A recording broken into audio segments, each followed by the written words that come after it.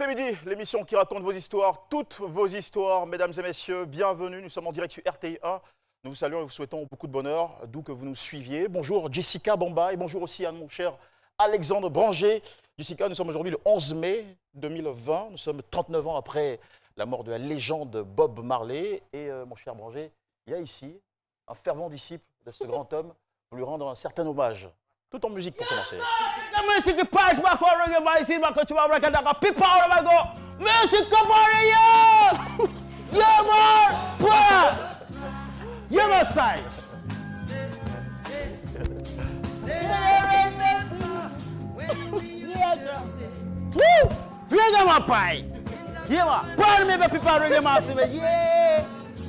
Alors Philo Nesta Nesta, quel est le message pour cette occasion spéciale? Quoi? Vous avez un message spécial? Oui, un message spécial, c'est pour dire qu'aujourd'hui, nous célébrons nous commémorons le décès de Bob Marley, la 39e année. Alors il dit que le mouvement Rastafari est encore là et le corona ne pourra nous empêcher de célébrer cela et que Bob Marley, c'était un esprit, c'était un philosophe. Et nous sommes là, nous le soutenons. Vous savez, à travers cette chanson, il a même décrié je ne sais pas comment on appelle ça même, certaines attitudes voilà, de l'être humain, surtout notamment vers la femme. No woman, no cry. La femme ne pleure pas. Ça va. You know ça, Reggaeman. Exactement. No woman, no cry. Non, femme ne pleure pas. Nous allons essayer d'essuyer des larmes aujourd'hui, justement, avec... Tout d'abord, commencer cette question. Qu'auriez-vous fait si votre patron vous harcelait année après année à coups d'attouchements et de bien d'autres gestes et propos indécents au point de vous rendre la vie quasiment insupportable? Notre invité aujourd'hui brise le silence sur ces pressions, humiliations subies et son exit. La rédaction de Marie-Ange Emiem et surtout la voix de Nafi Touré pour son portrait. Aujourd'hui, C'est Midi reçoit une jeune femme qui a été l'objet d'intimidation d'ordre sexuel. Axel Kouadé est une femme entrepreneur, autodidacte de 37 ans, mariée et mère de 3 enfants. Titulaire d'un diplôme d'inspecteur commercial de l'école de commerce et de gestion d'Abidjan, Axel a bossé pendant 8 ans pour un groupe de téléphonie mobile. Depuis 2016, reconvertie en artisan créateur et accessoiriste, elle s'installe à son propre compte et décide de ne plus travailler en tant qu'employée. Axel garde un mauvais goût de son expérience professionnelle car victime de harcèlement sexuel sur son lieu de travail par son supérieur hiérarchique. Restez avec nous, dans un instant toute son histoire avec Jean-Michel Aunin. Et voilà qui nous amène donc au thème de ce jour, victime de harcèlement sexuel. Pendant 7 ans, j'ai fini par dénoncer mon patron. Notre invité est là avec des applaudissements, nous la recevons parce qu'il faut de la bravoure justement pour oser en parler. Elle s'appelle Axel Kouadé Chiadé. Madame, bonjour et bienvenue. Bonjour. Merci de nous faire la visite sur ce plateau de C'est Midi, mais surtout merci pour, je parlerai ça, de ce bel exemple de courage que vous montrez là, après avoir vécu toutes ces années, des années très difficiles. Nous allons en parler sur ce plateau en détail. Vous acceptez de venir lever le voile sur toute cette expérience qui devrait servir sûrement à des milliers de femmes qui vivent aussi cette réalité, peut-être silencieusement, en anonyme. Et vous êtes là, un peu comme une sorte de porte-voix, voix des sans-voix, des femmes harcelées, ici et ailleurs. Effectivement. Merci beaucoup encore une fois. Nous allons maintenant nous tourner vers Dr Philo. Yeah. Ça va Mon frère, pas regarde. Aujourd'hui, c'est mon jour. Vous ne planez pas, vous avez les pieds à terre pour adresser ce... Yeah, man, pas. Tu te passes quoi pour le dire? Alors, le thème du jour selon Dr Philo, c'est tout de suite. Le thème du jour, selon Dr Philo. Quand je vois le thème et puis je vois la manière vous l'avez annoncé, c'est une adepte humaine partisane du rastafarisme, parce qu'elle est rasta, parce que le rasta, le reggae, nous dénonçons.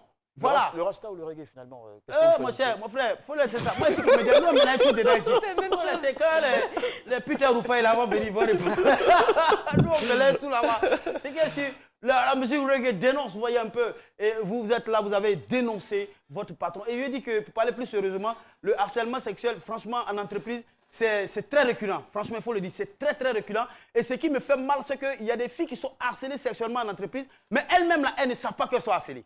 Voilà, parfois on rencontre des jeunes filles à train de dire non, mon patron, chaque fois il m'appelle, il me menace. Il est trop fort de moi. Il est au bord de moi. Il est pas au bord de moi, il est en train de harceler. Il faut que toi-même tu saches que toi-même là, tu es en train d'être harcelé sexuellement. C'est pas le malin. Et puis moi je vais dire que quand vous travaillez en entreprise, c'est la dignité. Voilà, on peut vous harceler, vous pouvez céder, mais souvent il y a certaines jeunes filles qui le disent, c'est pas écrit 6 francs. Ou bien il n'y a pas compteur là-dessus. Mais attends, tu es perdu, tu meurs, tu vas à l'enfer. Franchement, c'est cela. Et vous avez préservé votre dignité aujourd'hui. Vous êtes là et dit que il faut, je sais pas, il faut dénoncer cela. Je suis sûr qu'à ce moment précis, il y a des jeunes filles, il y a une femme quelque part qui me regarde dans l'entreprise qui est en train de harceler sexuellement par son patron, mais qui n'ose pas dire, je viens de sauver une femme ou des milliers de femmes en ce moment parce que je sais qu'elle me suit, elle me regarde. Il faut dénoncer cela. Il faut travailler avec dignité. Voilà. Et vous avez tenu un propos qui est assez important. Vous avez dit qu'on peut être harcelé sans le savoir. Ouais. Ce serait donc adéquat de se poser la question sur la définition même du harcèlement sexuel. Jessica Bamba, vous allez nous aider sur ce point-là? Oui, bien sûr, bien entendu. Le harcèlement est un enchaînement d'agissements hostiles répétés visant à affaiblir psychologiquement la personne qui en est la victime. Et le harcèlement sexuel est le fait d'imposer à une personne de façon répétée des propos ou comportements à connotation sexuelle qui portent atteinte à sa dignité en raison de leur caractère dégradant ou humiliant, soit créer à son encontre une situation intimidante, hostile ou offensante. Merci beaucoup Jessica Bamba et merci beaucoup aussi à vous Philo Nesta. C'est bien votre surnom de... Nesta Pipa ou Nesta. Ok. Mesdames et messieurs, avez-vous été déjà victime ou disons, je devrais dire, avez-vous été témoin de harcèlement sexuel? C'est la question que nous posons aujourd'hui avant d'échanger avec notre invité. Chris Paterne à Sémian, c'est votre opinion. Moi, mais ils m'ont déjà fait ça, ça m'arrive aussi. Il y avait un ami qui me draguait parce qu'il lui a demandé l'argent. Donc, il me mettait la pression pour aller coucher avec lui avant de me donner cet argent.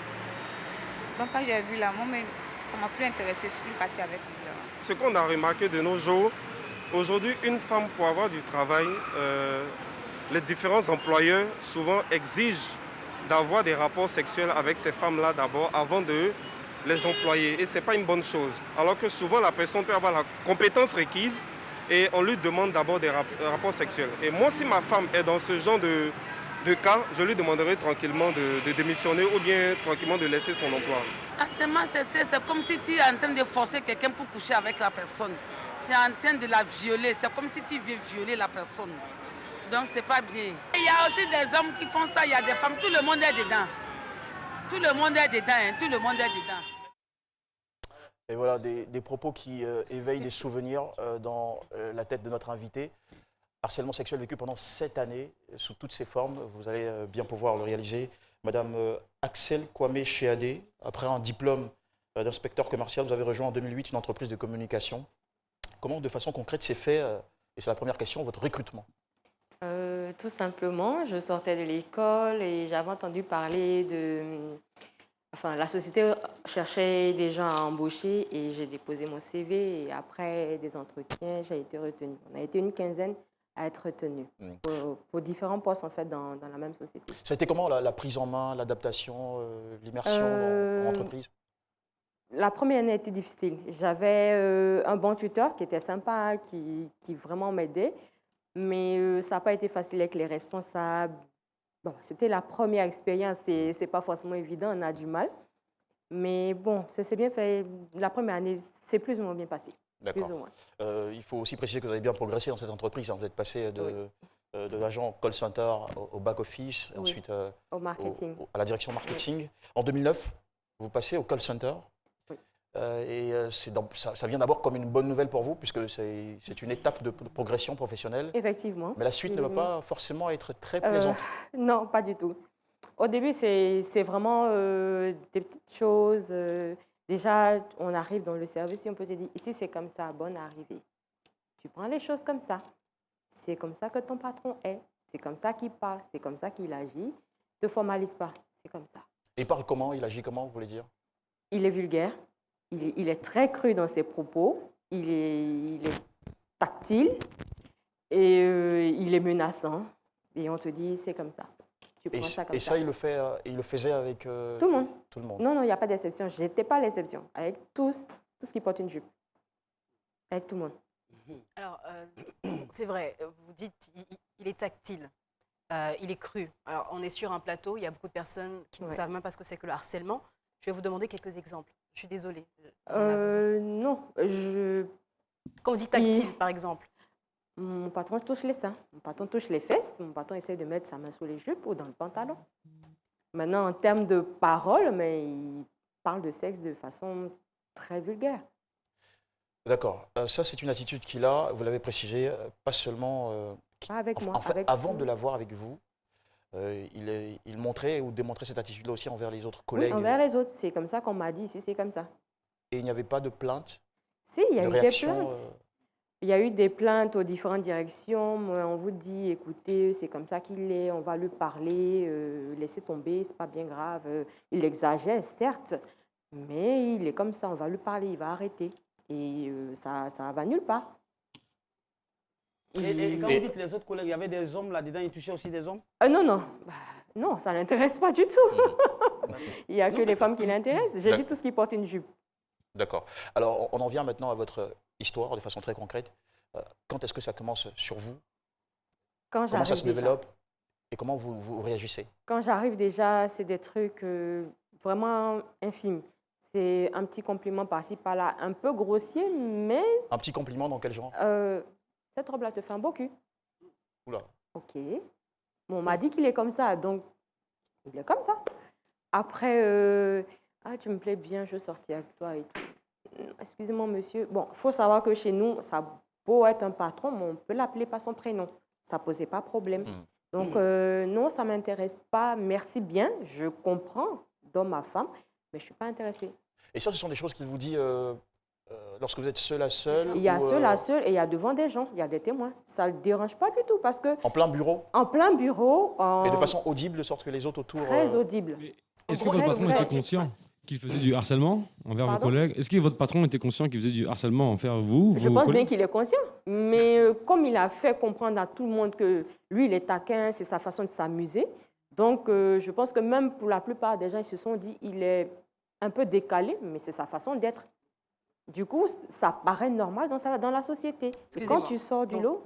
Il peut vous dire comme ça devant tout le monde, cette robe vous fait de belles fesses? Oui. Sans gêne?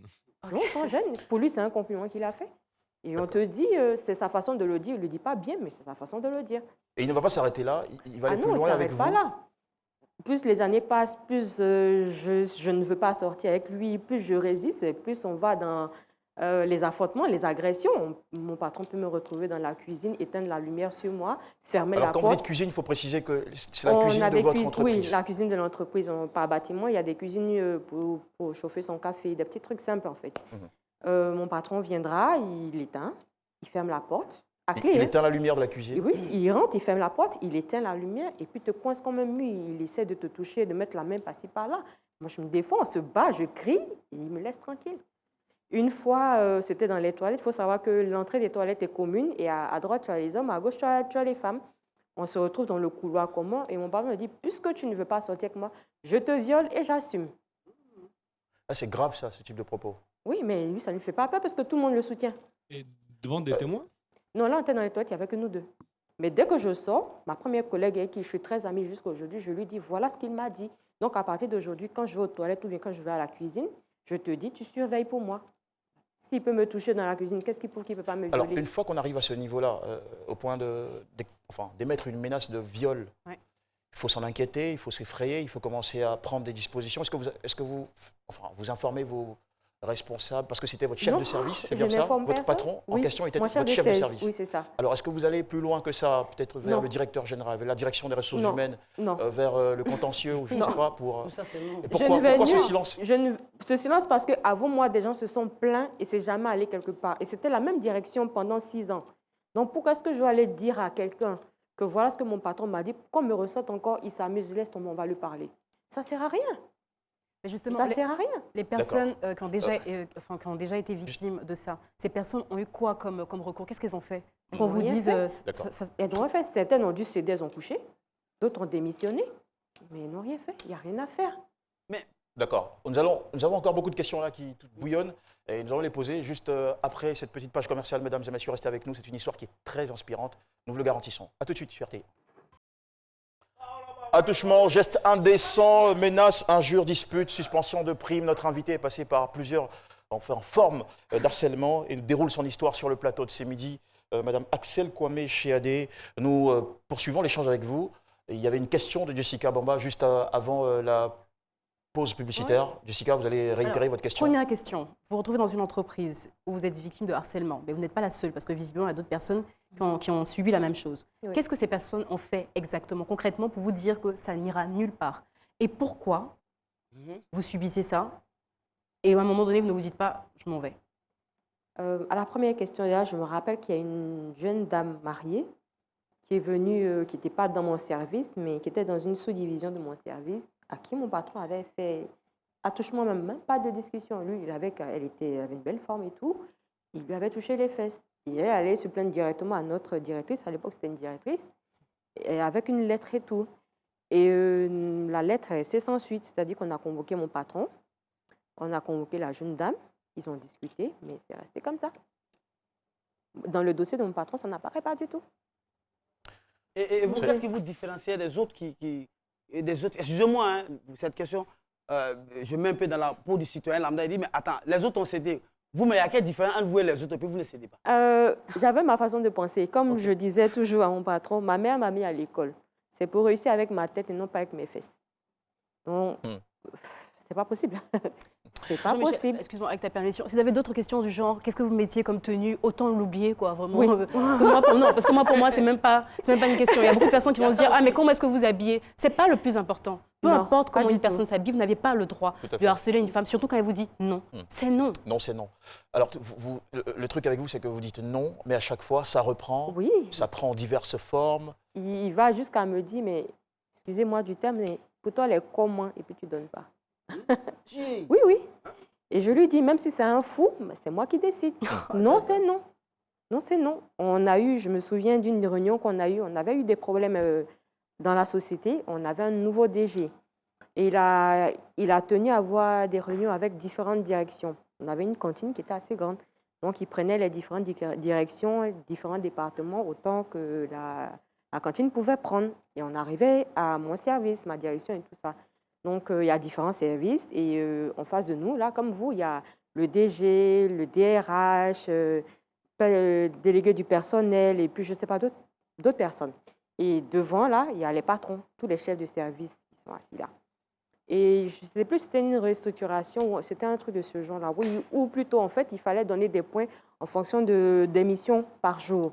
Et si on n'atteignait pas ça, on allait revoir qui restait, qui partait. Donc, l'évaluation était faite par nos chefs de service. C'est-à-dire que c'est remonté au responsable qui le monte au chef de service.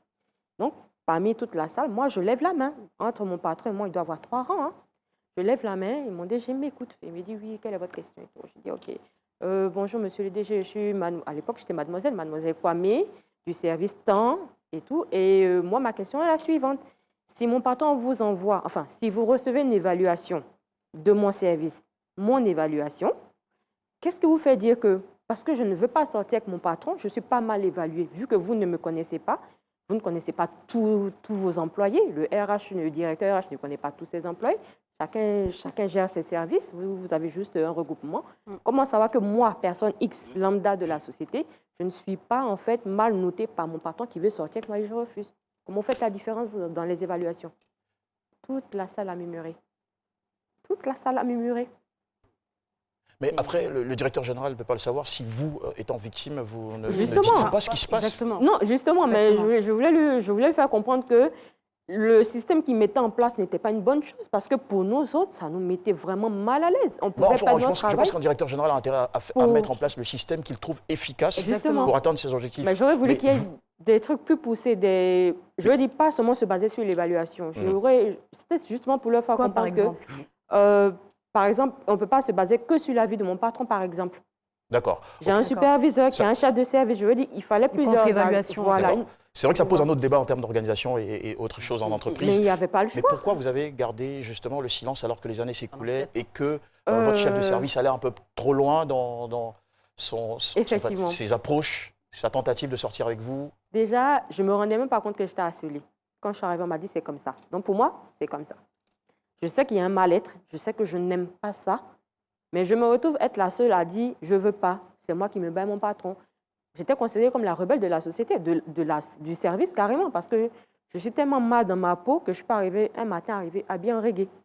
un lundi, en pleine réunion, tu me vois bien rasta. Tout ça parce que je ne sais pas exprimer le mal-être que j'ai. Et comme tout le monde me dit c'est normal, mais je me dis il y a quelque chose qui ne va pas, mais je ne sais pas quoi. Donc je suis dedans. Après, vous ne vous êtes pas confié à... Mais si, vous avez un petit... Enfin, excusez-moi, vous Allez, avez un quand ça a copain... commencé, non. J'étais célibataire. Après, oui, j'ai eu mon homme, qui est devenu mon mari. Combien de temps après Vous êtes entré en entreprise en 2008? Je suis entrée en 2008. J'ai rencontré mon homme en 2011. On s'est mariés en 2012. D'accord. 2008-2011, c'est-dire que vous avez passé par 3 années déjà? Oui, pas 3 années. 3 années. Dans ces 3 années, vous avez vécu 2 années d'harcèlement? Oui. À aucun moment, vous n'avez... Non, je lui disais simplement, mon patron m'embête, il est sur mon dos, il me stresse. Mais je ne rentre pas dans les détails spécialement. Déjà. Et pourquoi pas spécialement? Pourquoi, vraiment? Parce que je ne le reconnais pas moi-même. Je sais que je vis quelque chose qui n'est pas bien, mais au fond, je ne le reconnais pas.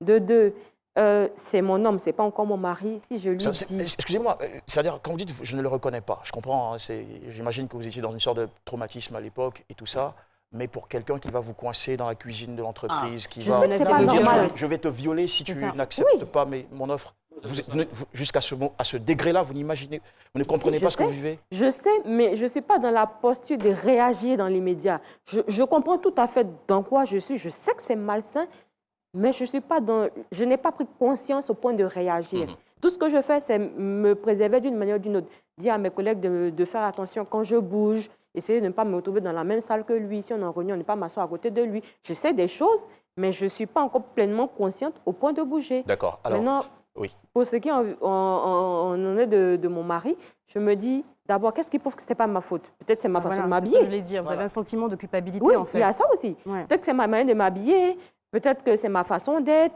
Après tout, c'est humain. Peut-être que je lui plais, il ne le dit pas de la bonne manière. Et puis, si je dis à mon homme, est-ce qu'il va me soutenir? Il ne va pas m'accuser, il ne va pas partir. Est-ce que ça vaut la peine de perdre mon homme pour ça? Je supporte depuis toujours. Pourquoi je continue pas de supporter? Il y avait toutes ces inquiétudes-là aussi qui vous trottaient l'esprit. J'ai essayé de partir. Vous avez été psychologiquement affecté? Vous avez été professionnellement touché par cette situation? De quelle manière? Oui. Mais comment est-ce que ça vous a changé? Toujours sans me rendre compte que ça agit sur moi. Je me rappelle que j'ai un ami, un grand ami, qui m'a vu un jour dans une fête. Il m'a vu assise en train de regarder les gens. Il s'est assis à côté de moi et puis il m'a dit, tu souris, tu ris, mais tu es triste. Je me suis retenue pour ne pas pleurer parce que c'était l'une des personnes qui voyait plus loin que ça. Et cette tristesse, il la sentait dans vos yeux? Oui, ça n'allait pas du tout. Il y a des moments où j'ai fait une dépression. Je suis allée à peser jusqu'à moins de 50 kilos. J'ai un de mes amis de l'époque, quand on était encore au lycée, qui m'a vu, qui pensait que j'avais le sida, tellement j'avais maigri. Oula, vous êtes passé de combien de kilos à 50? Je ne pesais pas beaucoup. Je pesais dans les 53, 55. Mais je suis passée à moins de 50. C'était 48, 49. Et je lui ai dit non, mes oreilles ne sont pas faciles, c'est pour ça que j'ai maigri. C'est comme ça que j'ai justifié ça. Elle était profonde à l'intérieur, vous? C'était vraiment profond, c'était difficile. À quel moment la goutte d'eau qui fait déborder le vase va-t-elle enfin tomber? Vraiment, c'était la goutte d'eau qui a fait déborder le vase. J'ai quitté le back-office par le marketing. Entre-temps, en fait, avant d'aller au marketing, j'ai fait 1 mois d'intérim pour le chef de service des valeurs ajoutées au marketing. Et c'était une nouvelle direction, donc un nouveau directeur comme ça qui venait d'arriver, qui n'y connaissait rien, qui ne connaissait pas la société, qui ne connaissait rien du tout. Donc il fallait que je bosse et que je lui apprenne plus ou moins ce par quoi on était passé depuis que la société existait. On a fait 1 mois tranquille, professionnel, aucun problème. Je finis mon mois d'intérim, je regagne mon ancien service. Entre-temps, en fait, pendant les 1 mois d'intérim, on fait des réunions parce que je remplace le chef de service des valeurs ajoutées. Donc, quand on fait les réunions de direction, je suis aux réunions avec les chefs de département, les chefs de service et tout. Et après chaque réunion, j'ai mon patron sur le dos. Tu penses que tu es arrivé ici, ce n'est pas l'Eldorado. Tu vas me revenir, tu es à moi, tu ne bouges pas. Mais c'est de lui à moi. Donc, il n'y a pas de témoin. C'est au téléphone, c'est en se dépassant à travers l'embrasure d'une porte. C'est des trucs comme ça qui me glissent dans l'oreille. Donc, ça, sur 1 mois. Je finis mon mois d'intérim, je pars à mon travail, enfin, je repars à mon ancien service. Au bout de 2 semaines, on me dit non, reviens au marketing, on a besoin de toi finalement, on manque de personnes et tout. Et le monsieur a travaillé avec toi, il t'a formé à une certaine façon de travailler, il n'a pas le temps de former quelqu'un d'autre. Tu reviens. Je reviens directement, en fait, on m'appelle un mardi soir, la RH m'appelle, me dit, ne va pas à ton ancien service, va directement au nouveau parce qu'on t'attend, il y a une réunion, tu as du rattrapage et tout, va. Donc, dès que j'arrive, je vais directement en réunion. Et du 7-8 heures où je suis arrivée, jusqu'à midi, mon patron m'appelle. Il m'appelle. il laisse des messages, il m'appelle, il laisse des messages. Donc, Alors que vous êtes en pleine réunion, votre téléphone oui, j'ai le téléphone, oui, mon téléphone vibre et tout. Mais il ne laisse pas de message parce qu'il y aura une suite. Donc, c'est les appels. Et je suis stressée parce que je sais pourquoi il m'appelle. Je finis ma réunion, je pars à mon poste, histoire de faire une pause rapide. Et il arrive à mon poste. Il me parle, mais vraiment tout doucement. Il me dit, tu vas revenir, de quel droit, pour qui tu prends, de quel droit tu te mets de ne même pas revenir au service, de ne pas me dire au revoir. Ici, ce n'est pas l'Eldorado, ça, il me le dit à chaque fois, et je vais te faire retourner. Là, je pète un câble. Je me lève, je retourne dans le bureau de mon directeur, je chasse tout le monde et je me mets littéralement à crier sur mon directeur. J'en peux plus. C'est lui ou c'est moi? Est-ce que j'ai réellement changé de service, oui ou non? Je veux savoir. Parce que si ce n'est pas le cas, je sais comment je vais m'arranger. Mais si c'est le cas, je ne veux plus de ce monsieur-là sur mon dos. Mon patron Alors, le directeur, me dit, il est surpris? Il comprend oui, mon rien à tout ce qui directeur est se passe? surpris parce qu'il est nouveau, il ne comprend même pas de quoi je parle. Il me dit, c'est quoi le problème? Je lui dis, il n'y a pas de problème, je veux juste savoir si j'ai changé de service. Il me dit, Axel, tu m'expliques où tu sors. Donc, je m'assois et j'essaie de quand même tourner autour du pot. C'est un nouveau directeur, est-ce que ce n'est pas moi qui exagère? Non, monsieur, en fait, c'est-à-dire que c'est juste que, bon, j'ai eu un petit malentendu avec mon ancien patron. Je voulais juste savoir si les choses sont claires. Axel, tu m'expliques où tu sors. Là, je prends mon courage à deux mains et j'explique du début à la fin. Les attouchements, les menaces de viol, tout, j'explique tout. Je pleure même. Je pleure à chaudes larmes, tellement je suis épuisée, j'en peux plus. Il me dit, tu as des témoins. Je fais venir 2 collègues avec qui je suis, qui subissent les mêmes choses, hein, peut-être à des degrés moindres, mais qui subissent les mêmes choses. Elles témoignent, mais après, elles sont fâchées contre moi. Et il y a une raison particulière? Pourquoi est-ce que je les mets là, ce genre de choses-là? Elles sont toujours avec mon ancien patron. Donc, qu'est-ce qu'il va leur faire après? Est-ce qu'elles ne vont pas perdre leur travail? Il y a plein de trucs derrière. On appelle le RH, on fait un procès, on fait une demande d'explication et tout de façon officielle. On donne à mon patron nie. Je ne sais pas de quoi il s'agit, de quoi on m'accuse. Mais c'est celle qui travaille le mieux pour moi. De celle qui ne vaut rien, je suis passée à l'excellente employée. Et quand vous voyez votre harceleur face à votre directeur nier les faits de manière aussi... Là, on n'est pas face à face. C'est mon patron, mon directeur qui me montre en fait la réponse de mon patron à la demande d'explication. Okay. Donc là, lui et moi, on n'est plus en face du tout. Et on n'est même pas dans le même bâtiment, donc on ne se croise pas. Donc, il me dit, on va aller jusqu'au bout, tu es prête? Et je dis à mon patron, c'était un Canadien, je lui dis, il y a une expression de chez nous qui dit, c'est sur cadavre humain. Allons-y. On fait une demande d'explication, une seconde demande d'explication et on intègre le délégué du personnel, un des délégués du personnel et tout ça. Mon patron, c'est toujours pas de quoi on parle. À aucun moment, il ne vous vient l'idée de porter plainte à la police, d'aller vers un... À aucun moment au début. Au début, non. C'est même pas passé par la tête du tout. Pour moi, c'est comme si ça n'avait jamais existé. D'accord. Donc l'entreprise se saisit de l'affaire. Se saisit de l'affaire. On règle en interne. On règle en interne. Mon patron s'offusque à partir de la deuxième demande d'explication, au point, par contre, maintenant de dire, on va aller à la police. Parce que je me sens... Oui, c'est mon patron qui veut qu'on aille à la police. En pensant m'effrayer, en fait. D'accord, ok. Et je lui dis, il n'y a pas de problème. J'ai des témoins et j'ai des preuves. On va à la police. Mon directeur me dit, écoute, on va mener des enquêtes parce que jusqu'à là, c'est vrai que tu as envoyé 2 témoins, mais jusqu'à là, c'est que de toi à lui. Donc, d'un homme à une femme. Et il n'y avait personne, plus ou moins. On va mener des enquêtes et puis on verra la suite. Pendant 2 semaines, il y a des enquêtes. D'après ce que j'ai compris, oui. Même en dehors de toutes ces qui est partie, je me rends compte qu'en fait, on interroge les femmes de service. Par contre, elles sont venues me dire, on m'interroge sur ce qu'il a fait. Il a fait, mais moi, j'ai tout dit. Moi, j'ai tout dit. Donc, les femmes, les ménagères sont dedans, les stagiaires, les CDD, tout le monde, tout ce qui porte une jupe a eu affaire à ce monsieur-là, surtout dans le bâtiment où il était. Donc, on fait les enquêtes. Il y a un jeudi soir ou un vendredi soir, je ne sais plus. À la descente, mon papa me dit, tu ne bouges pas, on règle cette affaire aujourd'hui. On va chez le DG. Il y a moi, le délégué du personnel qui me représente, mon ancien patron, le délégué qui le représente, le DG, le directeur commercial, le chairman, et le DRH, et puis 2 autres 3 personnes, j'avoue que je ne sais plus trop c'est qui. Ils sont tout autour et nous, on est assis sur la grande table de réunion. Mon patron en face de moi, le délégué en face de l'autre. Et le DG qui dit, Axel, tu sais pourquoi on est là? Comme c'est toi qui as lancé le sujet et tout, explique à tout le monde qu'on se met tous au même niveau et puis on va débuter la réunion, le procès ou tout ce que tu veux. Donc, me remets à expliquer, en regardant trop mon patron dans les yeux. Mon patron m'a fait ci, il m'a touché, il m'a forcé, je me suis débattue, j'ai eu une promotion ratée, j'ai eu plein de choses, donc j'explique tout. Ok, Axel, on t'a écouté, monsieur, à votre tour, expliquez-moi. Quelle a été la réaction du chef de service d'Axel à ce moment précis? Il va nier. Vous allez tomber des nues, revenez juste après cet instant publicitaire sur RTI. Là, nous sommes de retour, mesdames et messieurs, pour la dernière ligne droite de cette émission. Madame Axel Kwame chez AD, vous continuez de nous raconter votre histoire. Victime de harcèlement pendant 7 ans, je précise. Oui. Vous finissez par craquer, tout raconter à votre directeur, qui, lui, se charge de l'affaire, lance une série d'enquêtes au sein de l'entreprise. C'est ça, tout à fait. Au terme de cette série d'enquêtes, une réunion est organisée avec vous, votre chef de service, qui est la personne en question qui vous a harcelé pendant toutes ces années, et d'autres dirigeants de la société. Alors, vous racontez l'histoire à tout le monde. Au terme de votre storytelling, on va le dire, de votre témoignage, la question est posée maintenant à votre chef de service. Oui, il doit se défendre là maintenant, c'est à son tour. Mon patron a eu une réaction très surprenante. Quand on a fini de... Monsieur, à vous de vous expliquer, mon patron fait... Je ne me reconnais pas. Les trucs des enfants, là, tu sais. Exactement. Mais le truc des enfants, tout le monde était... Bon, les patrons étant tous pas des locaux, ils n'ont pas compris en fait le geste que ça voulait dire.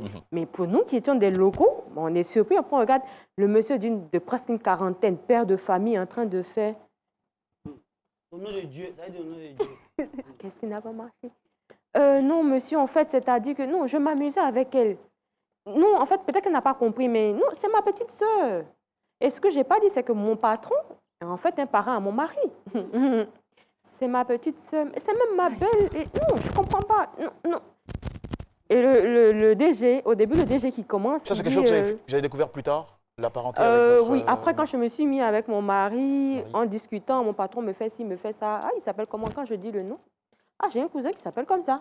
En vérifiant, il s'est rendu compte, effectivement, ils sont parents. Oula, cette affaire-là... Ah oui, mais ça allait même en famille. Ça allait même en famille, parce que quand... J'ai dit à mon patron qu'il y avait cette réunion-là avec tout et qu'il risquait d'être envoyé. La famille a appelé mon mari, il essaie de discuter ta femme, vraiment il se comporte mal et tout. J'ai dit à mon mari, tu mets ta bouche dedans. Il m'a dit, voici.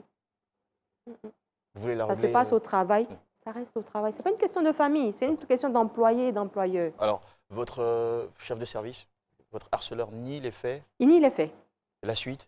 Après, il essaie de s'excuser, enfin, il essaie de temporiser. Il essaie de faire comprendre que peut-être que c'est moi qui ai mal pris sa manière de faire dans les trucs. Donc, là, c'est un coupé encore. Non, non, c'est devant tout le monde. Devant le DG, le DRH, le directeur, devant tout le monde. Là, ils essaient de me faire passer pour quelqu'un qui n'a pas compris ce qu'il a fait, en fait. Alors, et ça énerve les hommes maintenant, ça énerve les directeurs et tout, parce qu'ils ont pris le pouls, ils ont discuté les différentes filles, ils se rendent compte qu'en fait, ce n'est pas un problème de mon patron à moi, c'est quelque chose de beaucoup plus grand. Je sais celle qui a parlé, mais c'est juste ça, quoi. Mais c'est une habitude qu'il a depuis des années, depuis toujours. Ok, donc parce que maintenant, il y a des preuves. Donc finalement, il a acculé. Il a acculé. Donc maintenant, il essaie de s'excuser en disant que j'ai sûrement mal compris et qu'il regrette qu'il ne va plus recommencer. Et mes directeurs qui s'énervent vous disent, eh ben, écoutez, c'est comme ça que toi tu t'amuses avec tes soeurs, c'est comme ça que toi tu t'amuses avec tes amis en touchant les seins, en appuyant les fesses, en essayant de coucher. Limite, c'est du viol, quoi. Et il y a des filles qui l'ont couché réellement, qui n'ont pas eu le choix que de coucher. Mais elles n'ont pas avoué ça devant le patron? Non, elles n'ont pas. Il y a la honte derrière. À la faveur des enquêtes qui ont été...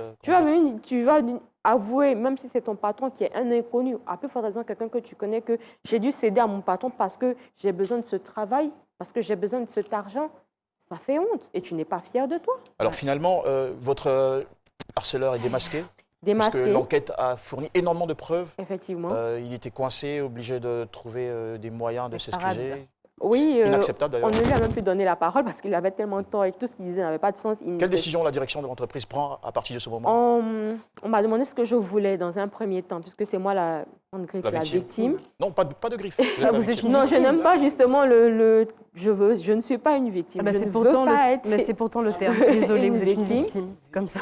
On me demande qu'est-ce que tu veux dans un premier temps, qu'est-ce qu'on fait? On le renvoie. Et je suis maman. Non, on ne le renvoie pas. Il a 3 enfants qui n'ont pas mérité en fait, que leur père se trouve à la rue. Donc, ils n'ont pas mérité de ne pas avoir du pain sur la table. Tout ce que je veux, moi, c'est de ne plus avoir affaire à ce monsieur. dans la limite du possible, je ne veux plus le voir dans mon périphérie, je ne veux plus. Et c'est tout. Maintenant, tout le reste, ça dépend de vous. Mais pourtant, vous voulez qu'il reste en entreprise. On n'était déjà pas dans le même bâtiment, donc on ne se croise même pas. Ouais. On ne se croise pas. Quand il y a les rares réunions où on est chacun d'un bout, on fait la réunion et puis chacun part. Mais sinon, on ne se croise même pas. Donc votre demande est prise en compte? Oui, il n'est pas renvoyé, il est mis à pied. Et je cherche pas et à la savoir sanction ce qu'il s'arrête devient. là? J'avoue que je n'ai pas cherché à savoir. Du moment où je ne le voyais plus, moi, ça me suffisait. À la base, tout ce que je voulais, c'est qu'il s'excuse réellement. Oui. Franchement, à la base, c'était tout. Et Je ne voulais pas vous aller avez aussi obtenu cette loin. excuse sincère? Non. Non. Non, c'est le délégué du personnel qui s'est excusé à sa place. Lui, non. Lui, il ne Mais s'est là, pas excusé. peut-être qu'il D'accord. vous regarde. Ben, ça ne sert plus à rien aujourd'hui, même s'il me regarde. Ça ne sert plus à rien. Qu'est-ce que je vais en faire aujourd'hui? Qu'est-ce Allez-y, que je vais en Jessie. faire aujourd'hui? Alors, déjà, moi, comme on a dit en début d'émission, bravo, parce que Merci. c'est pas évident d'en parler. Vous avez gardé ça pendant 7 ans et vous avez confié justement que même votre mari n'était pas au courant de De certains certaines détails. choses, oui. Donc, vous avez décidé aujourd'hui d'en parler officiellement. Oui. Pourquoi vous avez choisi la télé? Parce que quand on garde ça pendant 7 ans et qu'on n'arrive même pas à le dire à ses proches, à sa mère, à son conjoint, et qu'on décide de s'adresser à la Côte d'Ivoire entière, on n'a pas peur des répercussions, on n'a pas peur d'être indexé. Pourquoi déjà avoir choisi cette bien sûr. émission? J'ai regardé un film il y a 2 mois, je ne sais plus, je ne sais pas si vous l'avez vu, c'est un film assez récent qui parle justement d'harcèlement, qui parle du patron de Fox News qui harcelait ses employés, la gente féminine notamment. J'ai fini de voir ce film et je me rends compte que c'est ce que j'ai vécu, c'est ce que j'ai ressenti et elles ont dénoncé. Il y a celle justement qui a dénoncé, est mariée et qui a eu le soutien de son mari et tout. Et je me dis, non, ça ne peut pas continuer comme ça. Pourtant, oui, j'ai peur des répercussions, j'ai peur d'avoir des détracteurs, oui, j'ai peur. Mais ça ne peut pas continuer comme ça. Il faut qu'on sache que non, c'est non. On peut draguer, on est des personnes, on est des êtres humains. Mais non, c'est non.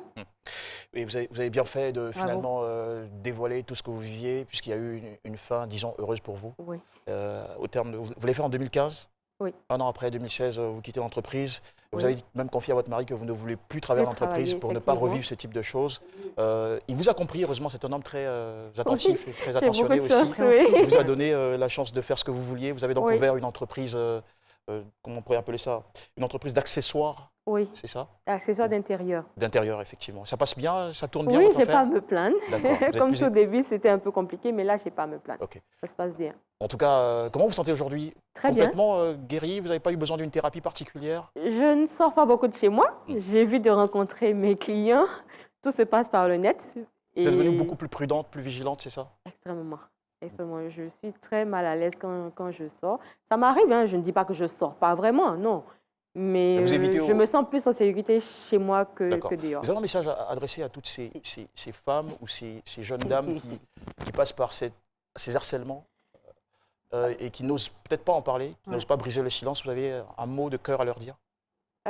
Si j'ai un mot à leur dire, c'est déjà, je comprends, je sais qu'on se juge soi-même avant qu'on ne te juge. Tu te juges plus durement que n'importe qui peut te juger déjà. Il faudrait vraiment prendre conscience parce qu'on sait, mais on ne prend pas forcément conscience de ce qu'on vit et ne pas avoir peur de dénoncer.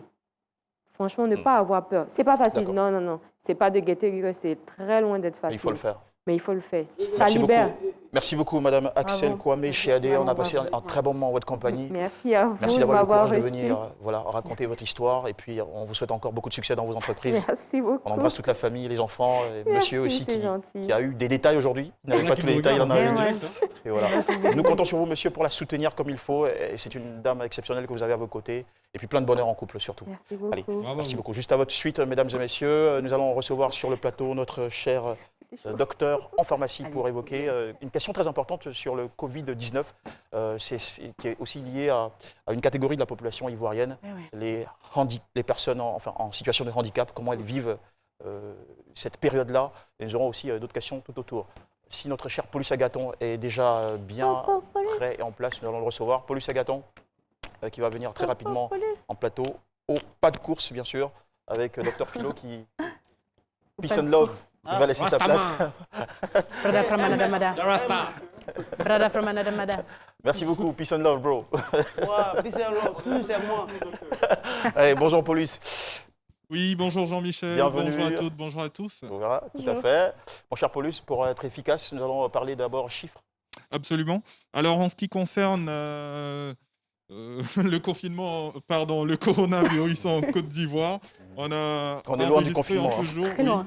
1700 cas positifs, et desquels il faut soustraire 794 personnes guéries, 21 personnes décédées, ce qui porte le nombre total de personnes en traitement à 885. Voilà. Ouais, d'accord. Alors, notre docteur se met voilà, en position très rapidement. Jessica Bora, comment vous avez vécu ce témoignage? Je sais que ce sont des questions qui vous intéressent énormément. Oui, à un qui point. nous touchent particulièrement parce qu'aujourd'hui, la lutte, c'est de réellement faire comprendre à ces femmes-là que le harcèlement existe, leur faire prendre conscience en fait de tout ce que c'est que le harcèlement. Ça peut être une insulte, ça peut être une parole déplacée. C'est tellement vaste en fait, et finalement les inciter à en parler. Donc, voilà. Effectivement. Merci Bonjour, beaucoup, docteur. Jessica. Bonjour, va. docteur Caboret.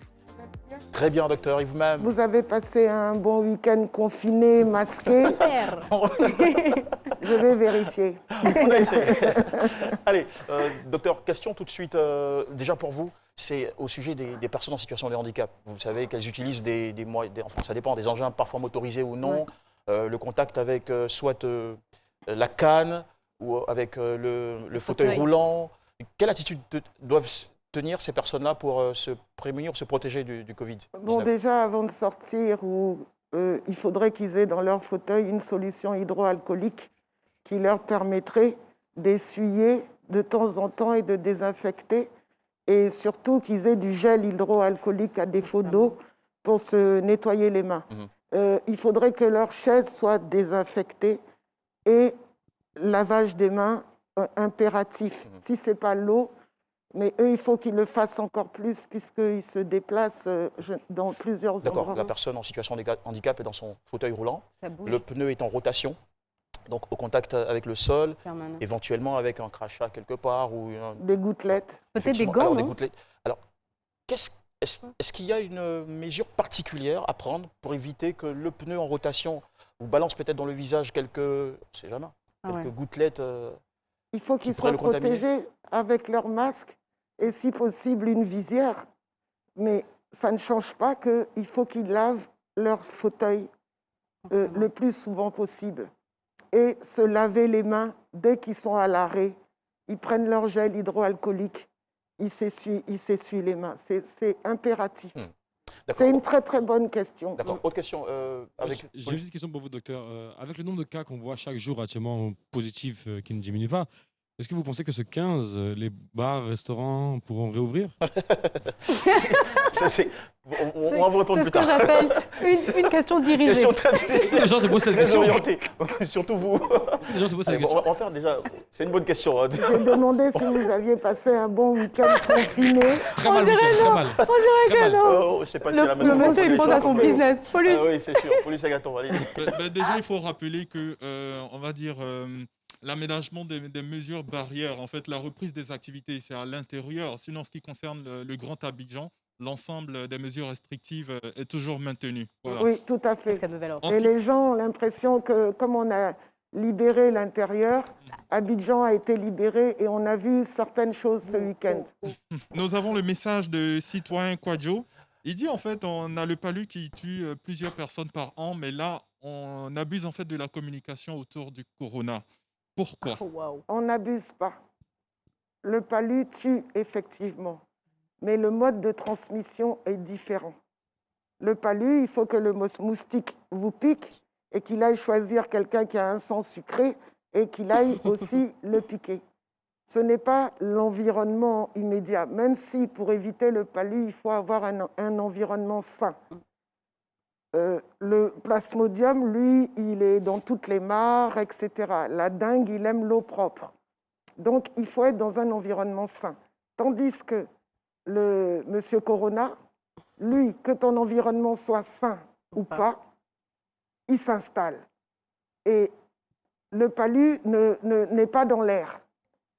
Donc, c'est ça qui fait la différence. Même si, c'est pour ça aussi que je vous ai dit, j'en profite pour rappeler que même si on a trouvé que certainement, on ne le sait pas, on attend les essais cliniques, la découverte de Dr Mouniangui et de Madagascar, Artémisia peut fonctionner dessus, il est demandé de ne pas s'automédiquer avec, parce que ce sont nos seuls traitements. Très important en tout cas. Merci beaucoup, Dr Kaboré, pour toutes ces lumières que vous avez jetées sur les questions adressées par nos internautes. Voilà, très bonne journée à tous et à toutes, mesdames et messieurs. Et c'est le 11 mai, la même. Ah, c'est gâté. Merci de nous Sous avoir la suivis. corona, on fait. Pardon, on se Merci de nous protège. avoir suivis à la maison, mesdames et messieurs.